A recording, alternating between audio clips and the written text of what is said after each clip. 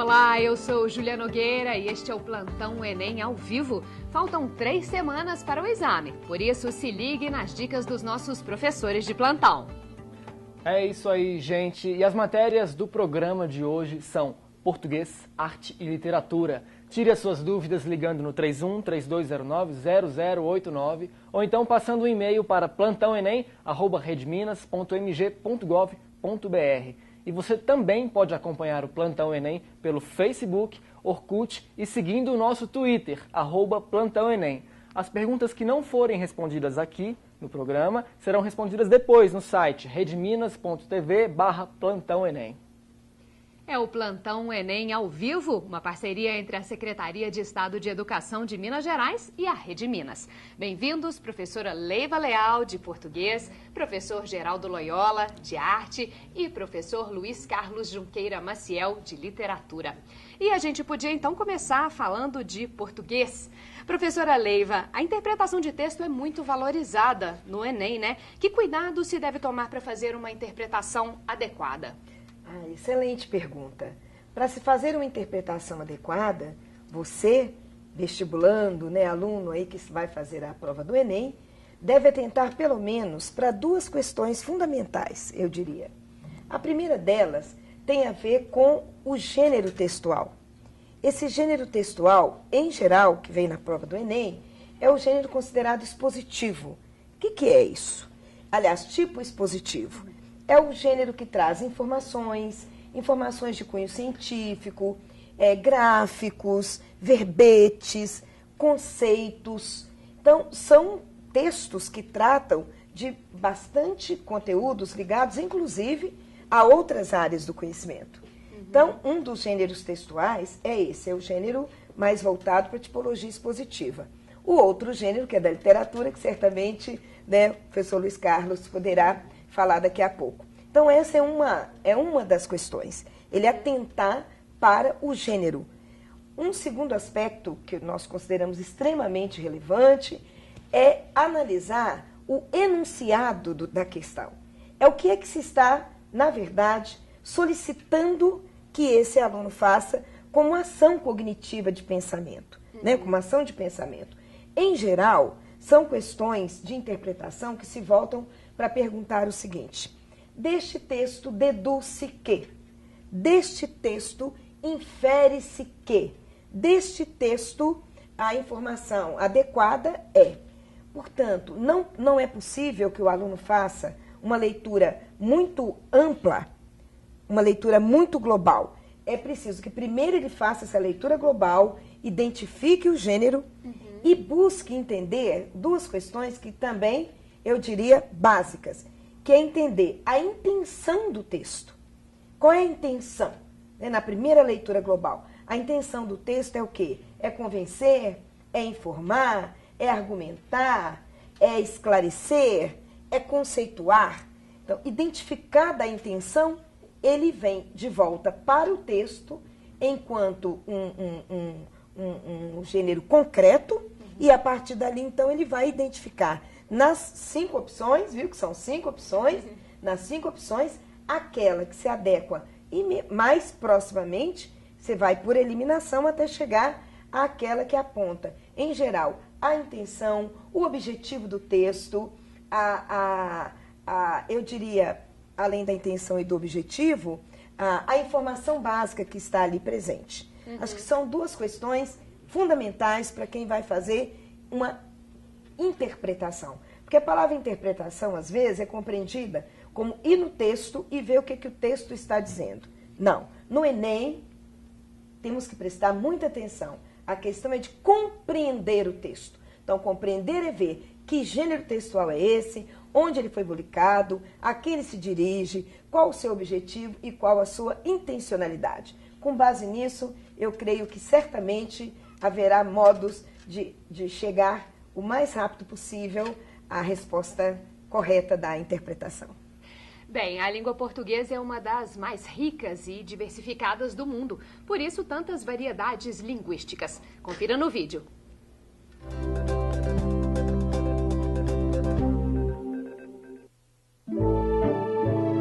A A língua portuguesa é uma unidade que se constitui de muitas variedades.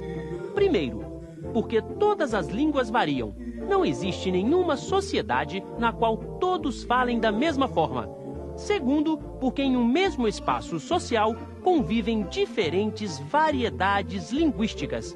Isso graças às diferenças regionais, sociais e culturais.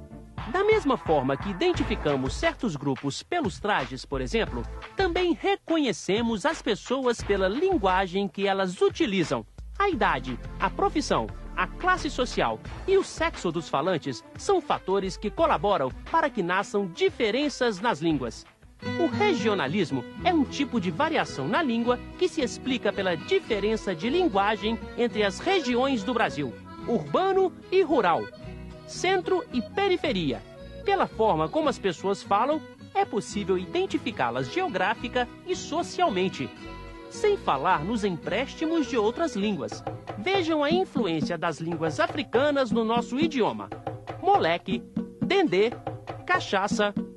A norma padrão é também uma variação da língua e, historicamente, é a mais prestigiada. Mesmo assim, esse status não pode impedir o reconhecimento da imensa diversidade linguística do país. A variação instaura diferenças que, quando não são bem entendidas, podem gerar preconceitos e discriminação social. O português que falamos hoje não é puro e original, mas esses empréstimos e variações enriquecem nossa língua, que tem vocábulos suficientes para expressar tudo o que existe. Afinal, a língua não é homogênea e deve ser entendida justamente pelo que caracteriza o homem, a sua diversidade. Bem, professora Leiva, depois de ver esse vídeo de português, qual que é o comentário? Regionalismos, essas especificidades da língua podem realmente aparecer no Enem? Podem sim, podem aparecer sim. Eu diria que uma das questões que vem sendo cobradas tem a ver com a distinção entre as marcas da oralidade, as marcas, né, de como nós falamos, e as marcas da linguagem formal. Por exemplo, é muito comum uma questão para que o aluno identifique qual das opções é o registro de uma linguagem coloquial, de uma linguagem menos formal.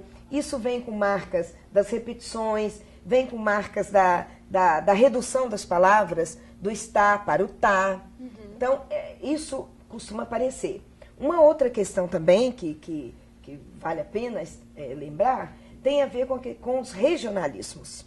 Quer dizer, os regionalismos, eles aparecem tanto na forma, no vocabulário, né? Desculpe, no vocabulário, aparecem também no modo, na sintaxe da própria frase. Então, são questões que realmente precisam de merecer atenção, né, de quem vai fazer essa prova do Enem, prestar bastante atenção, porque realmente existem variedades linguísticas. Essas variedades têm a ver, por exemplo, que é uma questão também que aparece, quer dizer, a variedade linguística, ela é decorrente de quê? Ela é decorrente da idade de quem fala, do contexto social de quem fala? E aí entra a questão da literatura, né? Isso. Porque é muito comum eles cobrarem textos literários que têm ligação com o regionalismo. É verdade. Textos do Érico Veríssimo, textos do Simões Lopes Neto, do Hugo Carvalho Ramos. O próprio Guimarães Rosa, né? O Guimarães Rosa. Aí Isso. cumpre apenas distinguir um detalhe. Pois sim. O regionalismo servindo como uma base estética. Por exemplo, em Macunaíma, de Mário de Andrade, ocorre um pan-regionalismo. Isso. Porque o Macunaíma percorre todas as regiões do Brasil e o Mário de Andrade faz um amálgama desse regionalismo todos, e o trabalha esteticamente. É verdade. E o Guimarães Rosa, a partir do regionalismo, cria o neologismo. Cria os neologismos. Então, essa é uma dica muito importante para que a gente perceba, nós percebamos que também nos textos literários essa questão pode aparecer. E um terceiro dado, que é extremamente rico, tem a ver com as questões da contemporaneidade. Existe um outro dialeto, uma outra linguagem que está se configurando, que é a linguagem da internet. Então, também é muito comum porque ela tem um certo, né, um certo formato, um certo modo de expressão que é característico desse grupo, né, característica dos internautas, daqueles que estão em Orkut, MSN, etc. Então, esse regionalismo, aliás, essa variação linguística, ela é um ponto central e deve merecer realmente preocupação de quem vai fazer a prova do Enem. E você aí de casa, mande suas dúvidas ligando ou então passando um e-mail pra gente. E já tem alguma pergunta aí, Rafa? Temos sim, as perguntas já estão chegando. Oba. Professora Leiva, essa pergunta vem diretamente de Varginha. Ótimo. É do José Manuel. Pois Ele diz sim. assim: ouço falar muito em funções da linguagem. Quais funções são essas e qual a importância de se saber a respeito dessas funções? Essa questão, José Manuel. Isso. José Manuel, que prazer e que bom que você tenha mandado essa questão. Ela diria, um dos focos, né, centrais da prova do Enem, que são as funções da linguagem. Por que é importante saber sobre elas? Ela vem de uma teoria da comunicação, que há muitos anos, né, graça entre nós e existe, para mostrar que a língua que nós falamos é uma língua dessa diversidade, não só na diversidade da língua propriamente dita, mas naquilo que ela tem como função. Em geral, nós temos a função, por exemplo, a função emotiva, a função poética, a função referencial, a função conativa, apelativa, que são, na verdade, ao ler o texto, é possível perceber. Eu diria que ficar atento em relação às funções, há duas diferenças básicas. Uma é entre a emotiva e a poética, porque a função emotiva, de algum modo, ela é carregada de muita subjetividade, de muita carga, como diz o próprio nome, emocional, e o poético também pode vir com a carga emocional. Mas qual é a diferença? O poético ele vem realmente na forma de poema, na forma da poesia, enquanto o emotivo pode aparecer num depoimento, pode aparecer numa prosa, num texto corrido, pode aparecer numa propaganda, num anúncio. Eu acho que isso é importante. Uma outra função que vale a pena é a função que eu diria, a função conativa ou apelativa, que ela é muito comum da linguagem oral e que aparece ligada à questão que nós falamos ainda há pouco, em que todo momento estamos testando o nosso canal, como estamos agora falando. Olá, né, prezado telespectador. Então nós estamos testando, né, uma mensagem mais de testar o canal. E há a função que eu diria referencial, que é aquela em que o texto passa realmente passa uma informação. O referente é o mundo. Então essas funções elas são básicas para que se possa interpretar. E tem a função fundamental, que também o professor Luiz Carlos certamente vai falar dela, que é a função metalinguística. Essa função significa o quê? É a língua falando da própria língua. Quando eu dou um conceito, quando eu vou ao dicionário, por exemplo, eu estou querendo entender melhor uma palavra por outra palavra da própria língua. E é muito comum questões que peçam, aponte a opção abaixo que tem uma função metalinguística. Então, isso tudo é muito importante, traz para nós uma visão bem forte, viu, José Manuel, que cai, realmente que tem caído nas questões, sobretudo no Enem do ano passado. E também lembrar a você e a todos que estão nos assistindo neste momento, que é importante fazer a distinção entre a função da linguagem e a intencionalidade do texto. A função, ela está no texto em si, no gênero em si. E a intencionalidade, ela vem das intenções do próprio autor para afetar o leitor. Então, uma coisa é a função do texto. Esse texto tem uma função, porém a intenção desse texto pode ser diferente. Okay. Então, que bom, José Manuel, a sua pergunta que nos deu condições para respondê-la de um modo mais amplo. Bom, a professora Leiva deu as dicas das funções da linguagem e a minha função é dizer o seguinte, professora. Tem mais uma pergunta aqui.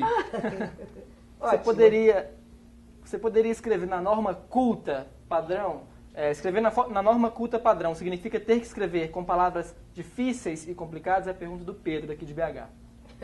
Pedro, não se preocupe com essa questão de palavras difíceis. As palavras têm que ser na medida certa, adequadas ao contexto de uso. Qual é o contexto de uso nesse momento, Pedro?